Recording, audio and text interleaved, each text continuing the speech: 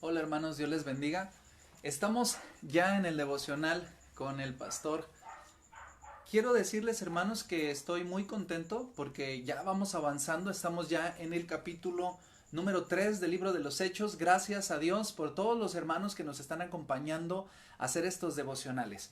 Gracias porque es una parte importante tener una reflexión bíblica, tener una palabra del Señor, tener algo lindo para nosotros y le doy gracias a Dios por eso.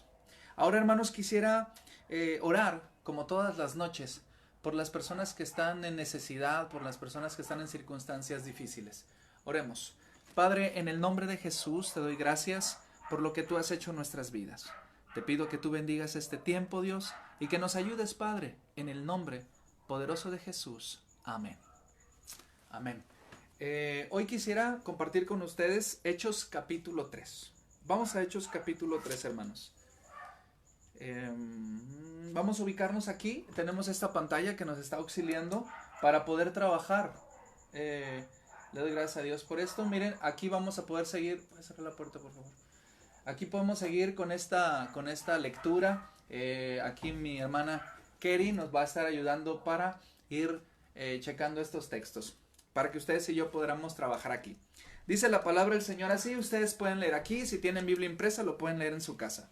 Vamos a leer desde el versículo número 11. Adelante, dice así. Y teniendo asidos a Pedro y a Juan, el cojo que había sido sanado, todo el pueblo atónico concurrió a ellos al pórtico que se llama de Salomón. Y viendo esto, Pedro respondió al pueblo: varones israelitas, ¿por qué os maravilláis de esto? ¿O por qué os ponéis los ojos en nosotros como si por nuestro poder o piedad hubiésemos hecho andar a este? Mire cómo dice el versículo 13, dice: el Dios de Abraham, de Isaac y de Jacob, el Dios de nuestros padres, ha glorificado a su Hijo Jesús, a quien ustedes entregaron y negaron delante de Pilato cuando éste había resuelto ponerle en libertad. Versículo 14. Mas ustedes negaron al santo y al justo y pidieron que se les diera a un homicida. Y mataron al autor de la vida, a quien Dios ha resucitado de los muertos, de los cuales nosotros somos, y aparece una palabra clave durante todo el libro de los Hechos. Durante el libro de los Hechos nosotros somos testigos. Y por la fe en su nombre, en el nombre de Jesús, a este que ustedes ven y conocen, le ha confirmado su nombre, y la fe es por él. Ha dado a esta completa sanidad en presencia de todos ustedes. Mas ahora, hermanos, sé que por ignorancia lo habían hecho, como también sus gobernantes, pero Dios ha cumplido así lo que había antes anunciado por boca de sus profetas, que su Cristo, que su prometido, que el Mesías, había de padecer. Versículo número 19. Síganme, por favor. Así que arrepiéntanse y conviértanse para que sean borrados sus pecados, para que vengan de la presencia del Señor tiempos de refrigerio. Versículo 20.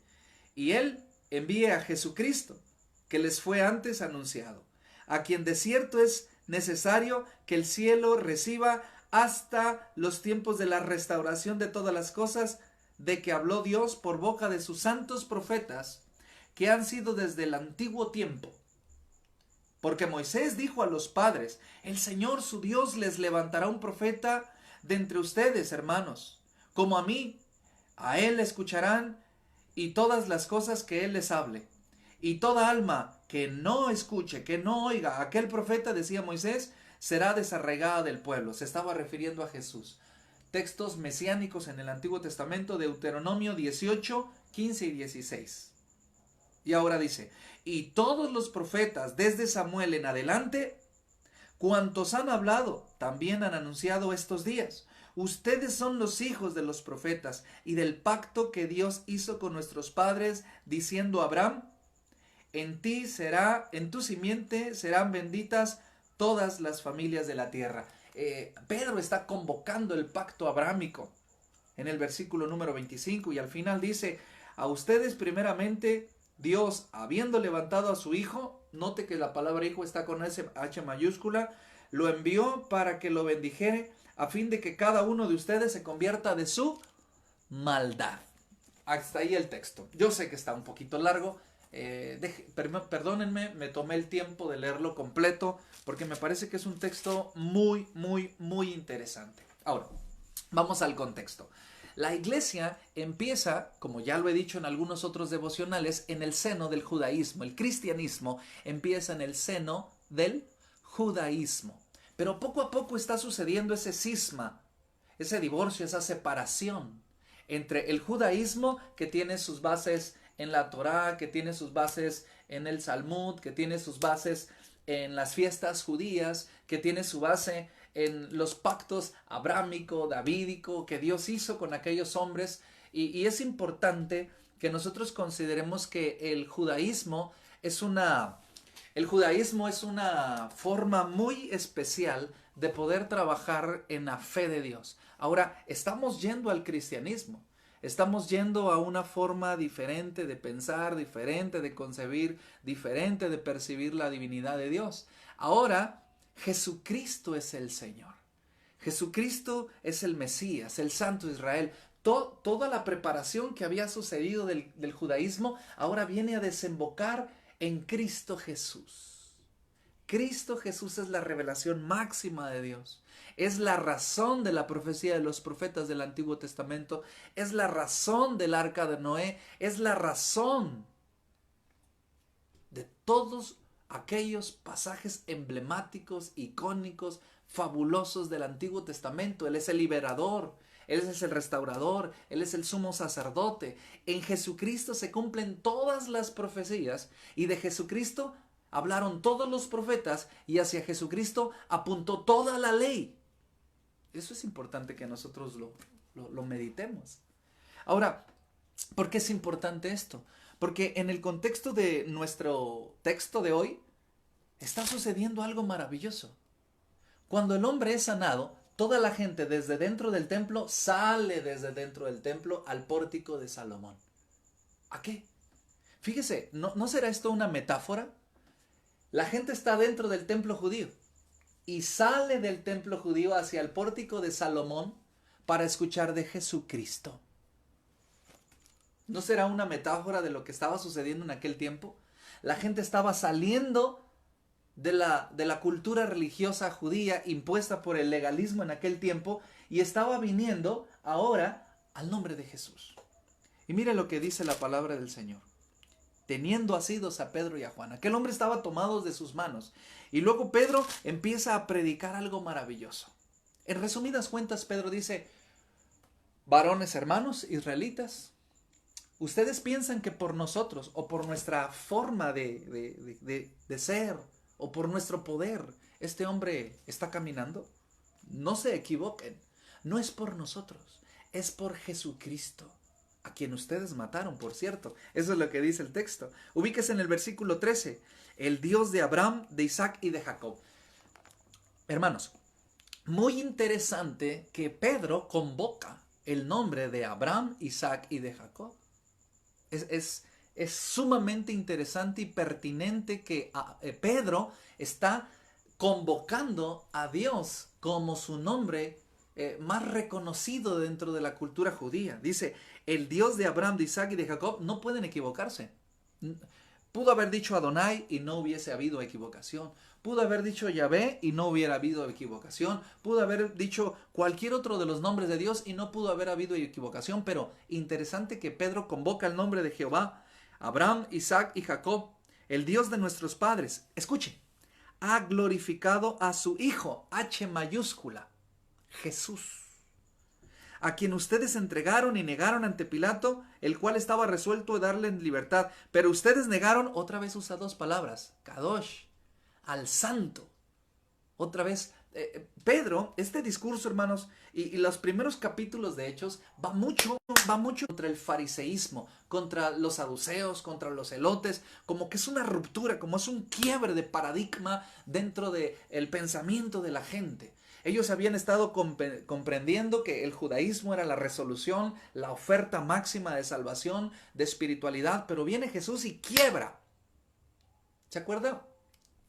¿Se acuerda de aquella parábola de Jesús de que nadie pone remiendo nuevo en vestido viejo?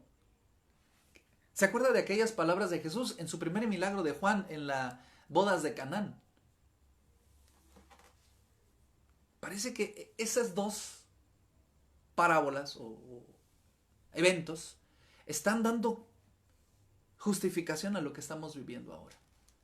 Está yendo duro la gracia contra la ley. Y Pedro está levantando el nombre de Jesús. Y el judaísmo está en declive, está en ascenso, está yendo en picada, y el Mesías Jesucristo está resurgiendo en su resurrección. Y con este grupo de hermanos amados, Pedro, Santiago, Juan, Mateo, ese primer grupo de personas están estableciendo el reino de Dios sobre la tierra. Maravilloso. Ahora, déjeme decirle una cosa. Versículo número 15. Ustedes mataron al autor de la vida. Mataron al autor de la vida. Es un juego de palabras muy interesante. Y luego dice, a quien Dios le ha resucitado de los muertos, de lo cual nosotros somos testigos. Y como se los decía en la lectura, aparece la palabra testigos. Y por la fe en su nombre, a que ustedes ven y conocen, le ha confirmado su nombre. En el nombre de Jesucristo. Es Él. Amados, lo primero que debemos entender del discurso de Pedro es, no somos nosotros, es Dios. Es lo primero que debemos entender del discurso de Pedro, y como primera enseñanza yo les quiero decir esto.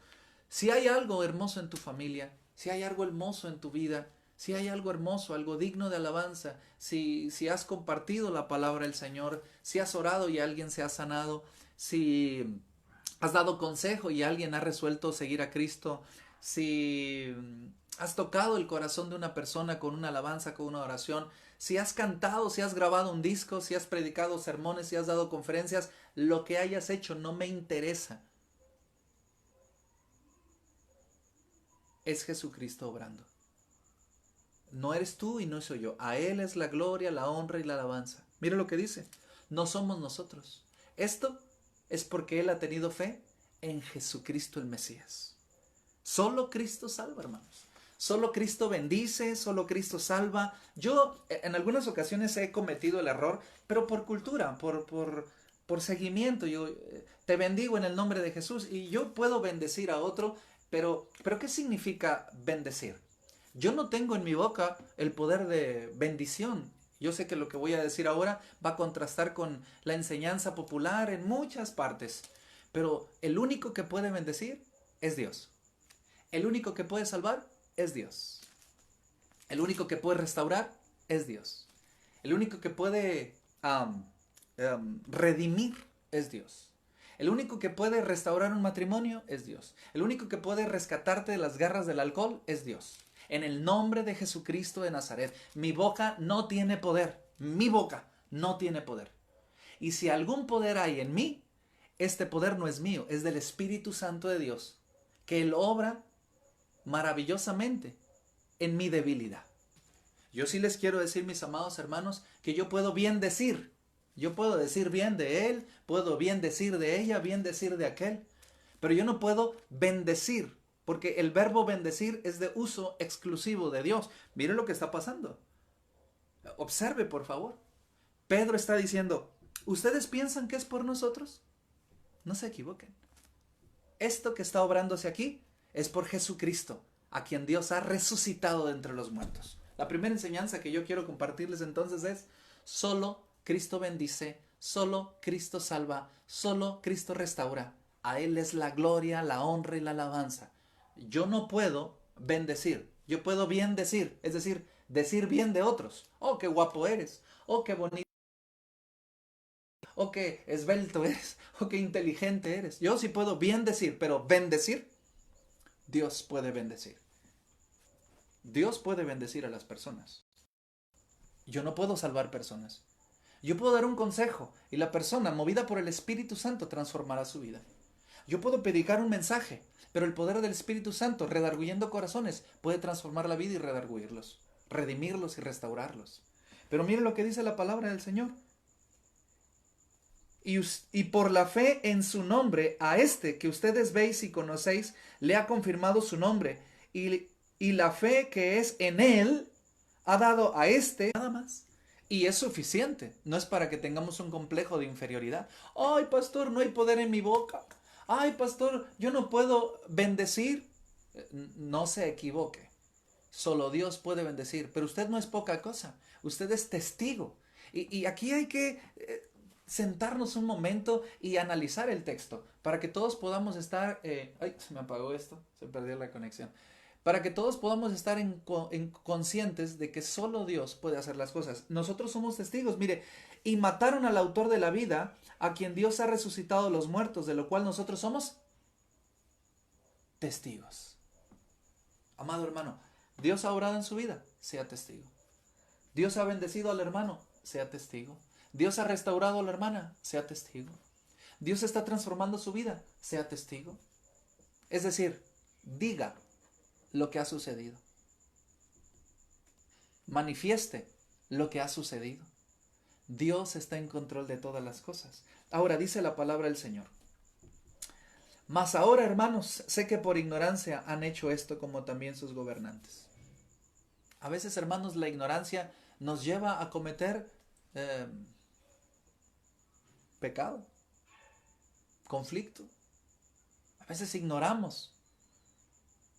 La primera enseñanza que yo les di es, solo Cristo salva, solo Cristo bendice, solo Cristo restaura. Si hay algo que yo puedo aportar a tu vida, no es por lo que yo hago o digo, es porque Dios está obrando en tu corazón a través de esta pantalla.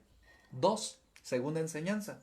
Nosotros somos testigos del poder de Dios, de la bendición de Dios, de lo que Dios está haciendo. Ahora, tercera enseñanza. Mira lo que dice, versículo 19. Así que arrepiéntanse y conviértanse para que sean borrados nuestros pecados y para que vengan en la presencia del Señor tiempos de refrigerio. Y aquí, hermanos, es donde yo quiero decirles una cosa. ¿Qué significa tiempos de refrigerio? La palabra refrigerio ya había aparecido como concepto anteriormente.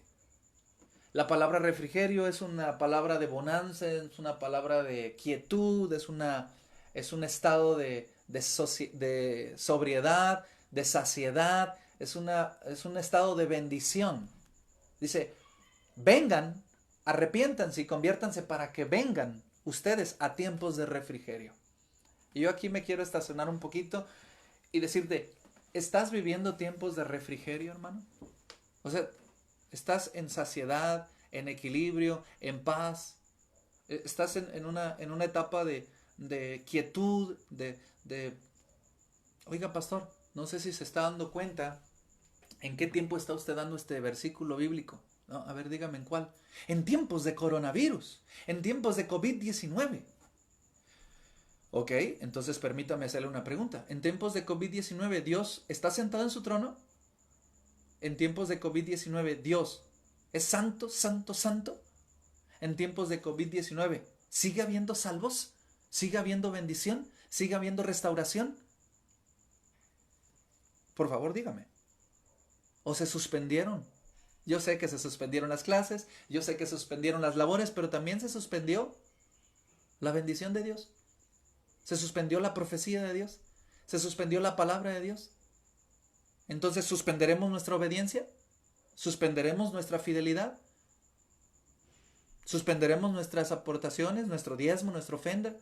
¿Suspenderemos nuestro interés para estar conectados a las 9 de la noche con el pastor de la Pil León? ¿Suspenderemos también esto? Porque se suspendieron muchas cosas. Entonces, ¿suspenderemos nuestro cristianismo? No, mis amados hermanos. Estamos en tiempos de refrigerio. Desde que Cristo vino a nuestra vida, usted y yo vivimos tiempos de refrigerio. Es la invitación a la que Pedro está diciendo. Mire lo que dice la palabra de Dios en versículo número 19. Así que arrepiéntanse. ¿Usted ya lo hizo? Yo ya, por la gracia de Dios. Amén. ¿Usted? Dice, arrepiéntanse y conviértanse. ¿Para qué? ¿Para qué convertirme? ¿Para qué arrepentirme? ¿Para qué seguir a Cristo? Bueno, para que sean borrados sus pecados. ¿Para que mis pecados sean borrados? Sí. ¿Y qué resultado hay cuando me arrepiento, cuando me convierto? Pues que tus pecados son perdonados. ¿Y cuál es el producto, el fruto, la consecuencia de que mis pecados son perdonados? Mire lo que dice la palabra. para que vengan en la presencia del Señor tiempos de refrigerio. Ahora, es interesante, discúlpenme hermanos, a veces no puedo abarcar toda la riqueza del texto, pero no quiero que se vayan de esta conexión sin este mensaje. Cada año el sumo sacerdote entraba al lugar santísimo, ese era el atrio exterior, el atrio interior, y luego había donde estaba el candelabro, la mesa, y luego el lugar santo, y luego el lugar santísimo. Al lugar santísimo entraba el sumo sacerdote para ofrecer un sacrificio para perdón de pecados del pueblo una vez al año.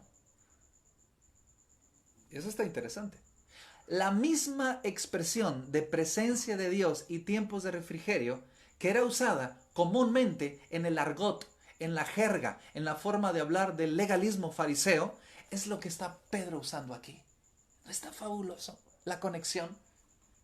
Mire lo que dice la palabra en el versículo número 19. Así que arrepiéntanse y conviértanse para que sean borrados vuestros pecados, para que vengan en la presencia del Señor. Esto es una locura. Para las personas que están escuchando esto, es la presencia de Dios. La presencia de Dios. Para el pensamiento judío, estar en la presencia de Dios era caer muerto. Eso significaba, presencia de Dios es caer muerto. Y ya hay antecedentes en el Antiguo Testamento de personas, uno que iba a sostener el arca del pacto y cayó muerto. La hendidura sobre la roca, voltéate. El sumo sacerdote entrando una vez al año, y hay leyendas, investigaciones. Josefo, un gran historiador del primer siglo del cristianismo, narra algunas expresiones de los sumos sacerdotes entrando al lugar santísimo con ciertas previsiones para poder salir de allí en caso de que cayera muerto. Pero mire lo que está diciendo Pedro. Es una locura. Dice la palabra del Señor. Para que vengan de la presencia del Señor tiempos de refrigerio. Y Él envía a Jesucristo a quien se les ha anunciado. Amados hermanos en Cristo, no quiero tomar mucho tiempo, yo sé que me he prolongado, pero hay muchas cosas muy ricas en este pasaje bíblico y yo quiero decirle 3 enseñanzas. Número 1, solo Cristo salva, solo Cristo bendice, solo Cristo restaura, solo Cristo da, solo Cristo promete y solo Cristo cumple. Tú, pastor, tú, mi amado hermano en Cristo, cristiano, líder de una iglesia, miembro de una iglesia, tú y yo solo somos, en segunda enseñanza, testigos. No bendecimos, Él es el que bendice. Él es el que provee, Él es el que da, Él es el que suministra, Él es el proveedor. Yo soy solo, dígalo por favor, testigo. Pastor, ¿qué tan poca cosa soy? Yo quería atar y desatar, venir y hacer y bendecir y declarar. Está bien, pero le voy a decir una cosa. Pero recibirán poder cuando haya venido sobre ustedes el Espíritu Santo, y me serán testigos. Dedíquese a hacer lo que tiene que hacer. No haga más, pero tampoco haga menos. Sea un testigo fiel. Anuncie. Dice el mismo apóstol Pedro allá, tiempo después, él va a escribir una carta que dice, para que anuncien las virtudes de aquel que les llamó de tinieblas a su luz admirable. Anúncielas. Anuncie las bondades de Dios, vívalas, disfrútelas, las bondades de Dios. Y número 3, entérese, vivimos en tiempos de refrigerio. Disfrútelo, es salvo en el nombre de Jesús, disfrute a su esposa, disfrute a sus hijos, disfrute a su familia, disfrute este tiempo en casa, haga planes, reorganícese, haga algo que le permita contraatacar económica, social, espiritual, relacional, eclesiásticamente. Pero entienda que vive en tiempos de refrigerio. Disfrútelo. Usted es salvo en el nombre de Jesús. Y si usted no es salvo en el nombre de Jesús, atienda la última expresión. Atienda la última expresión. El Señor, nuestro Dios, les levantará profeta de entre ustedes mismos. A él escúchenlo, todo lo que diga. Dice Pedro citando a Moisés. Y luego dice, versículo 3, y toda alma que no oiga a aquel profeta, refiriéndose a Jesús, será desarraigada del pueblo. Y todos los profetas, desde Samuel hasta adelante, anunciaron esto todos los días.